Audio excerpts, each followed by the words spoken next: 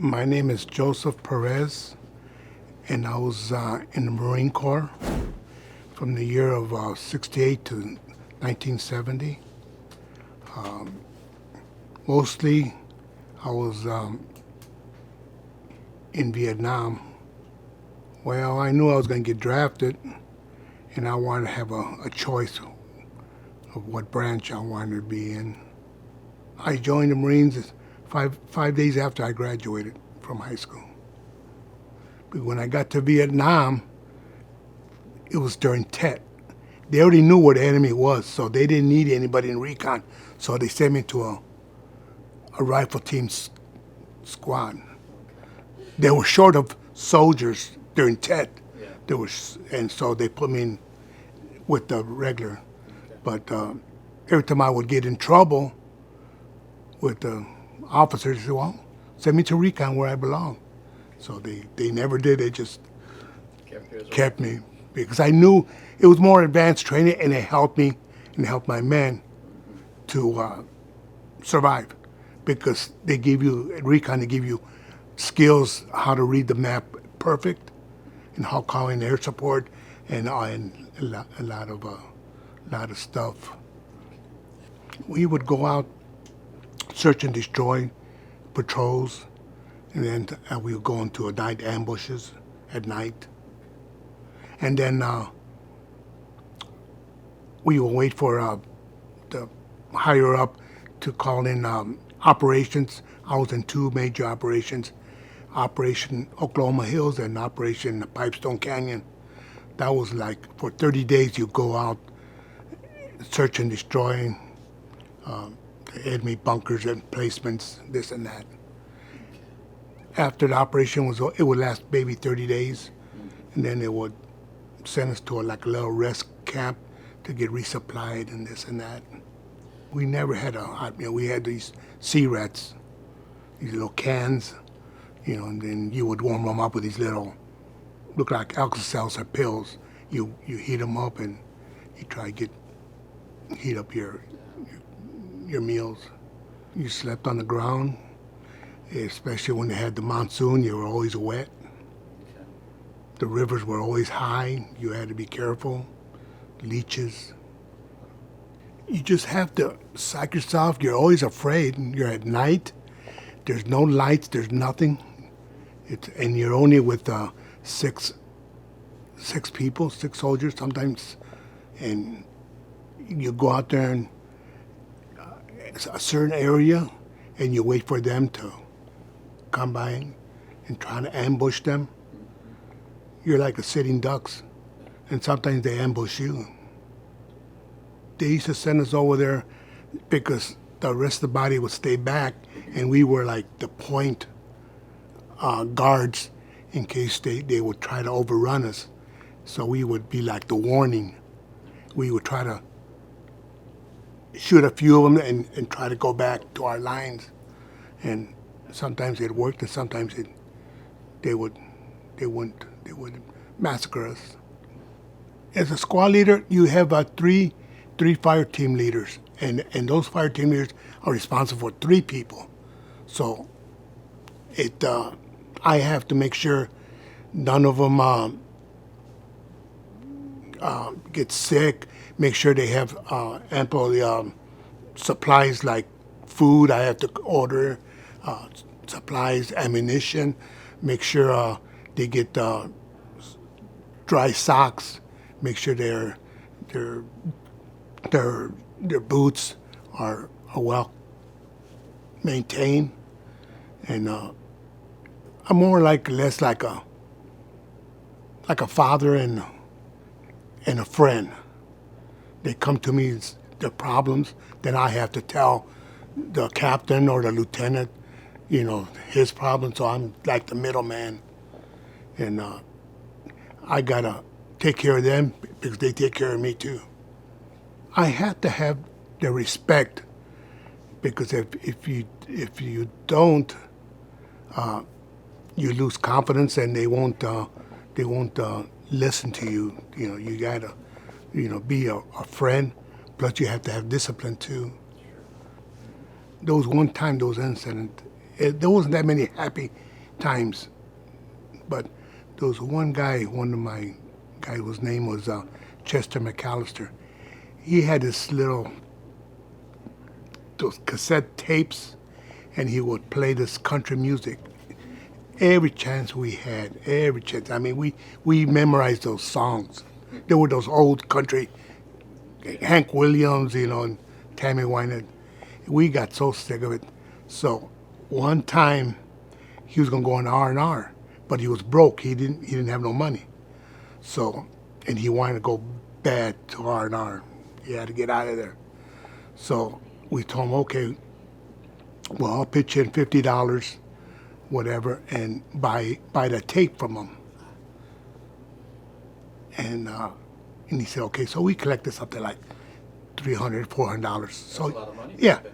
So he went to R&R. So we got the tape, little cassette tape, and we put it on this big tree over there, and everybody got their own rifles.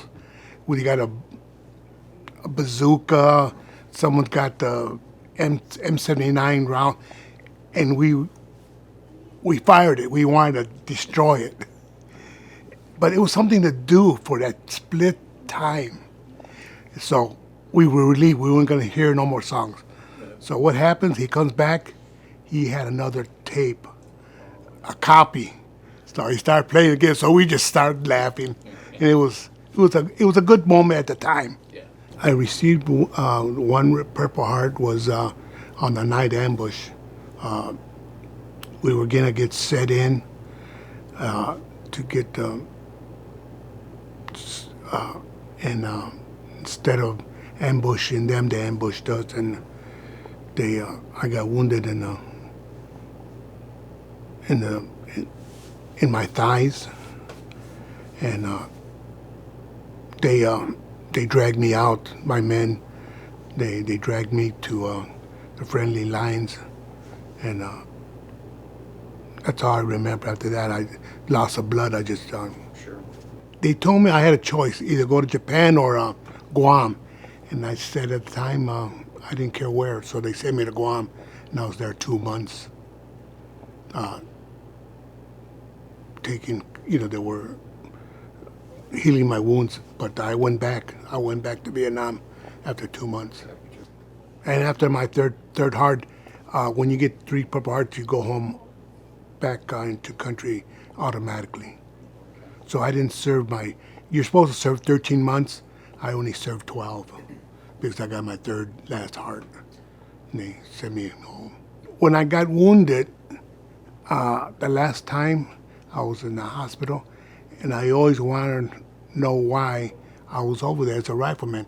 I figured I was a smart person, my grades in high school, and I I asked this general who pinned my Purple Heart on my chest in the bed, and he asked me if he could do anything for me. I said, no, just ask me one question. Why all of my squad we were high school graduates and pretty smart people, and I noticed that most of the uneducated were back in the rear doing other jobs. Why were the smart people up front? He said, son, in this war it's different. You got to be smart to be a rifleman, to read the maps, to call in artillery, to call in air support. So you gotta not freeze. So that's why we're putting the smart people up front. I said, okay, you answered my question. When we came back, we tried to join the American Legion. They did not want us. Oh, really? They did not want us. In Gary, in Brunswick, American Legion, they did not want us. They said the World War II veterans said, you're not welcome. We formed a chapter, Vietnam Veterans of America. That's one of the reasons we did that. These days, people come up, I'm sure, and thank you for your service. What does that mean to you when someone comes up and thanks you for your service? I appreciate it. I appreciate it. Do you appreciate it more from, let's say, a younger kid versus, or maybe or do you appreciate it even when your peers are? I appreciate more when the younger kids, the younger group tell me that because I believe they're sincere. I mean, that's my opinion. Because when someone tells me in my age group tells me that, I think back in my head and say, were you that person back and when I got back they were spitting at me at the airport or calling me baby killers? And now that you change yourself, you change, and now you're calling thank you, and it, I'm not saying all of them are like that, but, you know, but that's me Yeah.